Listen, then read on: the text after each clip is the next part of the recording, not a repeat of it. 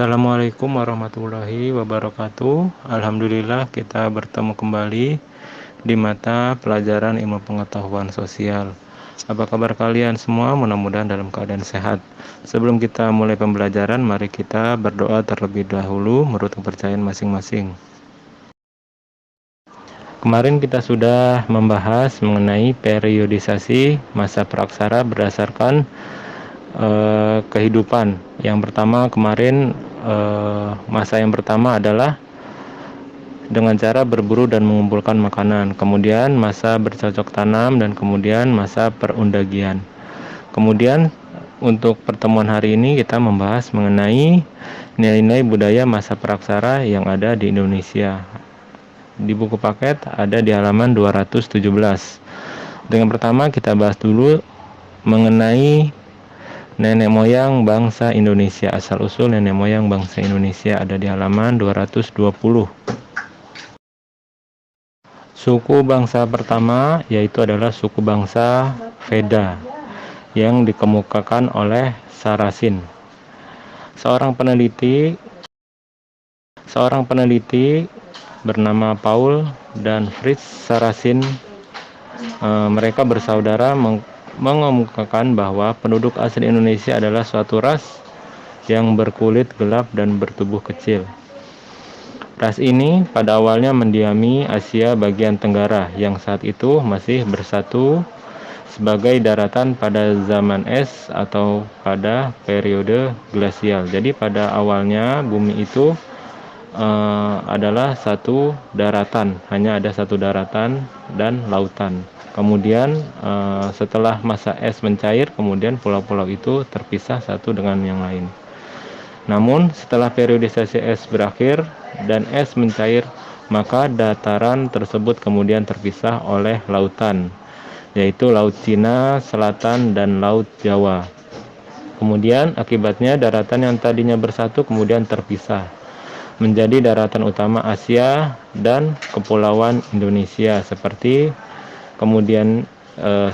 saat ini kepulauannya terpisah antara Asia dan juga Indonesia.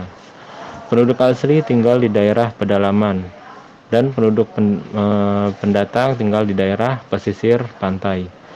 Penduduk asli inilah yang disebut sebagai suku Veda yang dikemukakan oleh Sarasin. Orang Veda kemudian menyebar ke timur dan mendiami wilayah Papua, Sulawesi Selatan, Kepulauan Kai, Seram, Timur Barat, sampai dengan timur sampai Kepulauan Melanesia. Beberapa suku bangsa seperti Kubu, Lubu, Talang yang tinggal di Sumatera dan Toala di Sulawesi merupakan penduduk tertua di Kepulauan Indonesia. Mereka diyakini mempunyai hubungan erat dengan orang-orang Veda. Nah, seperti ini awalnya penyebaran suku Veda. Jadi pada awalnya bersatu dengan pulau-pulau yang ada di Asia. Kemudian setelah es mencair, kemudian terpisah dengan Asia dan juga kepulauan yang ada di Indonesia. Kemudian ras lain selain suku Veda adalah Proto Melayu dan Deutero Melayu. Ras ini adalah penghuni kepulauan Indonesia. Ciri-ciri mereka rambutnya lurus, kulitnya kuning kecoklat-coklatan dan bermata sipit. Jika sebelumnya bangsa Veda itu orangnya ciri-cirinya berkulit hitam dan bertubuh kecil. Yang pertama, jadi gelombang pertama, kedatangan pertama yaitu adalah Proto Melayu atau diartikan sebagai Melayu tua. Mereka dianggap sebagai kelompok Melayu Polinesia yang bermigrasi dari wilayah Cina Selatan sekarang menjadi provinsi Yunan. Jadi Proto Melayu ini berasal dari Cina. Provinsinya saat ini provinsinya bernama Yunan. Proto Melayu bermigrasi ke wilayah Nusantara melalui dua jalur. Yang pertama melalui jalur barat, bermula dari provinsi Yunan masuk ke Indonesia, kemudian pulau-pulau yang ada di Indonesia. Kemudian yang jalur timur, yaitu ketika mereka melewati kepulauan Ryukyu yang ada di Jepang. Dari sana mereka mengarungi lautan menuju Taiwan, kemudian Filipina sampai masuk ke Sulawesi. Jadi jalur barat mereka kebanyakan melalui jalur darat, kemudian yang jalur timur kebanyakan mereka mengarungi lautan.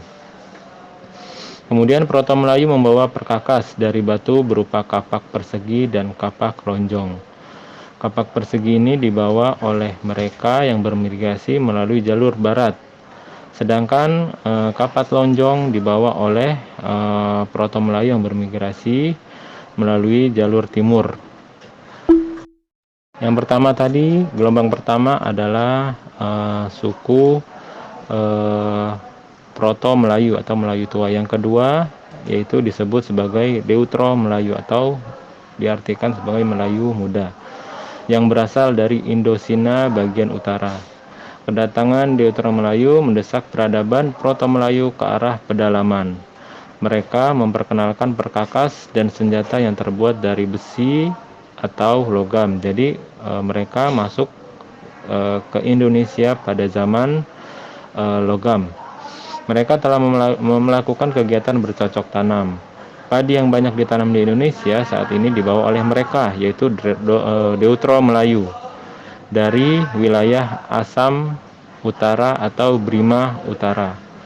Bangsa Deutero Melayu mengembangkan peradaban dan kebudayaan yang lebih maju dibandingkan zaman sebelumnya.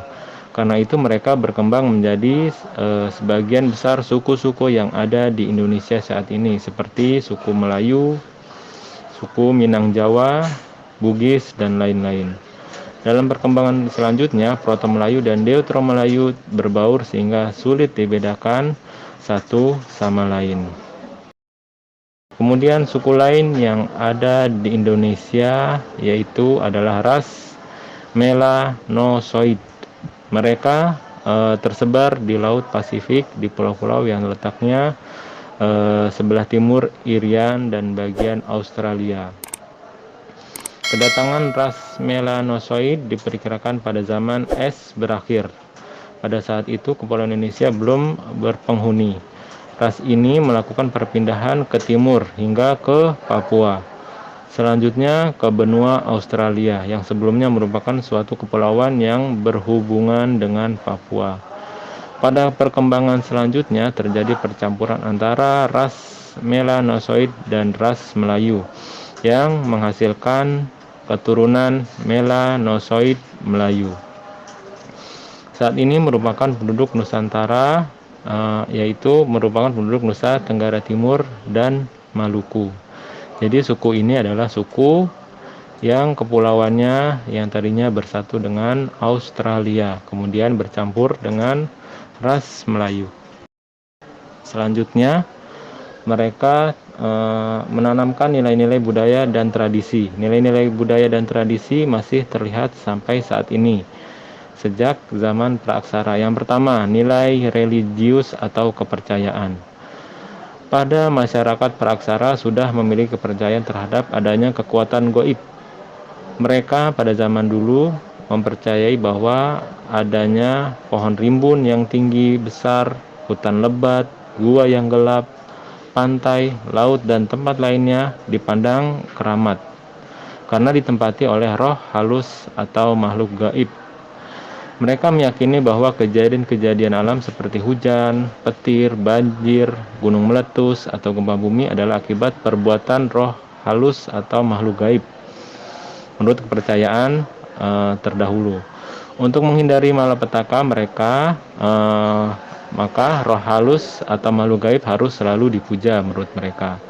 Kepercayaan ini disebut sebagai animisme yang sudah ada dari zaman dulu. Kemudian selain itu, selain percaya pada roh halus, mereka juga percaya bahwa benda-benda tertentu seperti kapak, mata tombak, atau benda lain memiliki kekuatan gaib. Kepercayaan ini disebut sebagai dinamisme. Jadi kepercayaan-kepercayaan ini sudah ada sejak zaman praaksara. Selain kepercayaan, yang kedua adalah nilai gotong royong. Masyarakat praaksara pada zaman dulu hidup secara berkelompok. Mereka bergotong royong untuk kepentingan bersama. Contohnya dalam membangun rumah dilakukan secara bersama-sama. Budaya ini juga terlihat dari peninggalan mereka berupa bangunan-bangunan batu besar yang dapat dipastikan dibangun secara gotong royong. Nilai ini kemudian masuk ke nilai pada zaman masyarakat zaman sekarang. Kemudian nilai musyawarah juga masuk ke dalam masyarakat pada zaman ini. Dalam kehidupan masyarakat praaksara telah mengembangkan nilai musyawarah seperti pemilihan kepala suku, pemimpin yang dianggap paling tua atau sesepuh yang mengatur masyarakat dan memberikan keputusan untuk memecahkan berbagai persoalan secara bersama. Kemudian setelah itu yang keempat adalah nilai keadilan. Nilai keadilan sudah tertanam di masyarakat mulai dari masa praaksara. Contohnya nilai keadilan dalam bermasyarakat yaitu adanya pembagian tugas sesuai dengan kemampuan dan keahlian. Misalnya antara laki-laki berbeda dengan kaum perempuan. Hal ini mencerminkan sikap adil dalam pembagian tugas. Kemudian yang kelima, tradisi bercocok tanam. Ini sudah ada sejak zaman praaksara. Hal ini dibuktikan dengan ditemukan alat khas pertanian yang berupa beliung, persegi, dan alat lainnya. Kemudian selanjutnya adalah tradisi pelayaran atau bahari. Di Indonesia banyak sekali pulau yang terpisah oleh lautan, maka kebudayaan ini sudah ada sejak zaman dulu. Masyarakat praaksara telah mengenal ilmu astronomi. Ilmu ini sangat membantu pada saat mereka berlayar untuk mengetahui arah utara, mana arah selatan, kemudian untuk mencari pulau yang mereka huni. Kemudian perahu-perahu cadik yang merupakan bentuk yang paling umum dikenal pada waktu itu. Perahu bercadik adalah perahu yang kanan kirinya terpasang adanya bambu dan kayu agar perahunya tidak mudah oleng. Perahu ini memegang peranan penting sangat dalam kehidupan masa praaksara. Selain sebagai sarana lalu lintas, perahu ini juga berperan sebagai alat penyebaran budaya. Seperti ini bentuk teknologi yang diciptakan oleh masyarakat praaksara pada zaman dulu yang sangat terkenal sampai saat ini, yang dimana sudah mengenal adanya pembuatan perahu. Karena Indonesia ini banyak sekali lautannya. Jadi nenek moyang kita dulu adalah seorang pelaut. Dari uraian tersebut, kita dapat mengambil dari sini bahwa kehidupan masyarakat praaksara sudah memiliki kebudayaan yang cukup maju. Dengan memiliki kebudayaan dan nilai-nilai tersebut, masyarakat praaksara di Indonesia mampu mengadakan hubungan dan menerima pengaruh kebudayaan baru yang datang dari luar tanpa mengorbankan kebudayaan sendiri. Seperti itu pembelajaran yang dapat kita ambil dari masa praaksara.